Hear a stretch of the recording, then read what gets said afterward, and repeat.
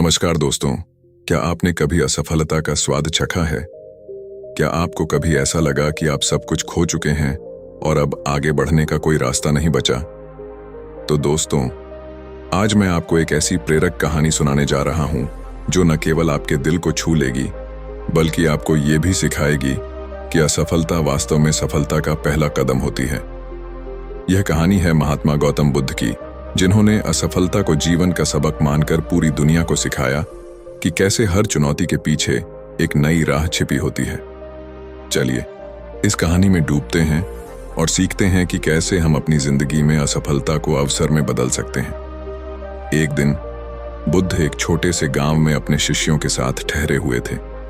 गांव के लोग बुद्ध से मिलने और अपनी समस्याओं का समाधान पाने के लिए आते थे। उसी गांव में एक किसान भी रहता था जिसका नाम धर्मपाल था।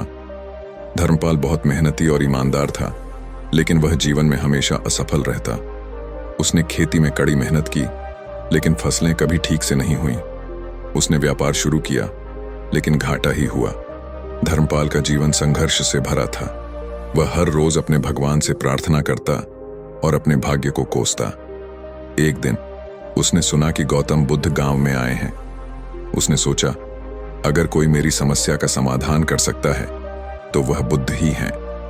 वह बुद्ध के पास गया और अपने दुख को उनके सामने रखा।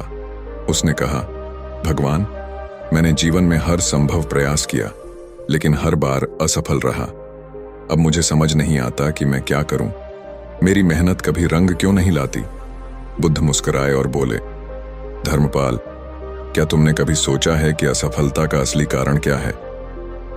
धर्मपाल ने सिर हिलाते हुए कहा, नहीं भगवान, मुझे तो यही लगता है कि मेरी किस्मत ही खराब है। बुद्ध ने धर्मपाल से कहा, क्या तुम जानते हो कि बीज कब अंकुरित होता है? जब उसे सही मिट्टी, सही पानी और सही धूप मिलती है। लेकिन क्या इसका मतलब यह है कि हर बीज तुरंत पेड़ बन जाता है? नहीं, कुछ बीज असफल हो जाते हैं। इसका मतलब यह नहीं है कि वे बेकार हैं। इसका मतलब है कि उन्हें सही समय और प्रयास की आवश्यकता है। धर्मपाल ने पूछा, लेकिन भगवान, मैं इतनी मेहनत क्यों कर रहा हूं, फिर भी असफलता का सामना कर रहा हूं? बुद्ध ने मुस्कुराते हुए कहा, असफलता जीवन का हिस्सा है। यह हमें सिखाती है कि हमें अपने प्रयासों में क्या बदलने की जरूरत है। तुम्हारी असफलता तुम्हारे अनुभव हैं, जो तुम्हें सफलता के करीब ले जा रहे हैं। बुद्ध ने धर्मपाल को एक नदी के किनारे ले जाकर एक और उदाहरण दिया। उन्होंने कहा, देखो इस नदी को, यह चट्टानों और बाधाओं के बावजूद आगे बढ़ती रहती है। यह कभी रुकती नहीं। अगर इसे कोई रोकता है तो यह अपना रास्ता बदल लेती है, लेकिन रुकती नहीं। क्या तुम नदी से कुछ सीख सकते हो? धर्मपाल ने थोड़ी देर सोचा और कहा, भगवान, नदी कभी हार नहीं मानती। वह अपने रास्ते में आने वाली हर चुनौती को पार कर जाती है। बुद्ध ने कहा, बिल्कुल सही। अगर तुम अपनी असफलताओं को चट्टानों की तरह मानोगे और उन्हें पार करने की ठान लोगे, तो सफलता तुम्हारे कदम चूमेगी। लेकिन अगर तुम चट्टानों को देख डर जाओगे, तो तुम वहीं अटक जाओगे।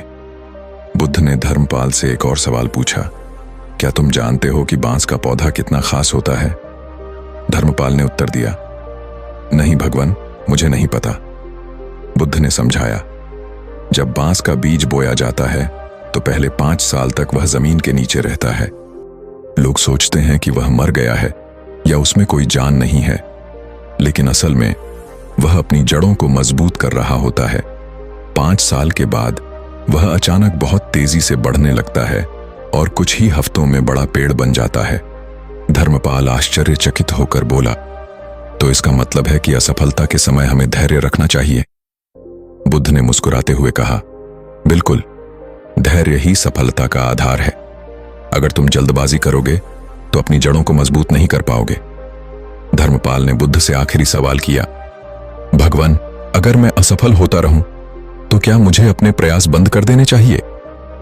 बुद्ध ने गहरी सांस ली और कहा, क्या तुमने कभी देखा है कि सूरज हर दिन उगता है, चाहे रात कितनी भी काली क्यों ना हो?